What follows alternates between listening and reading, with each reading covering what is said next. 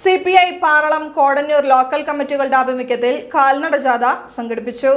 പാറളം പഞ്ചായത്തിലടക്കം രാജ്യത്ത് ഏകാധിപത്യ ഭരണാധികാരികളാകുന്ന BJP മാറണം, മാറ്റം അനിവാര്യമാണ് എന്ന മുദ്രാവാക്യത്തോടെയായിരുന്നു ജാഥ.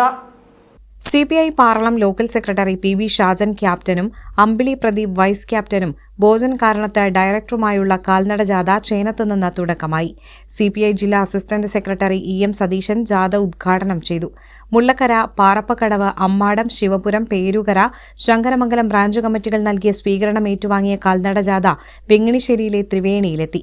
കോടന്നൂർ ലോക്കൽ കമ്മിറ്റിയുടെ നേതൃത്വത്തിൽ നടന്ന മറ്റൊരു കാൽനട ജാഥ പള്ളിപ്പുറത്ത് വെച്ച CPI മണ്ഡലം സെക്രട്ടറി KK ജോബി ഉദ്ഘാടനം ചെയ്തു.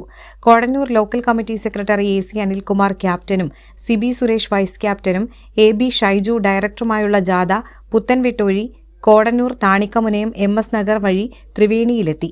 തുടർന്ന് ഇരു ജാഥകളും സംയുക്തമായി വെങ്ങിണിശ്ശേരി സെന്ററിൽ സമാഗമിച്ചു. CPI ജില്ലാ സെക്രട്ടറി KG ശിവാനന്ദൻ ജാഥാ സംഗമം ഉദ്ഘാടനം ചെയ്തു. പാർലമെന്റ് മാർച്ചിൽ പങ്കെടുക്കുന്ന അക്ഷയ ശങ്കർ, ഹരീഷ് തേലപ്പുറത്ത്, വനജ രാജൻ, സുബിത സുഭാഷ്, ബോജൻ കാരണത്ത്, PB ഷാജൻ എന്നിവർക്ക് രക്തപതാക കൈമാറി സ്വീകരണം നൽകി.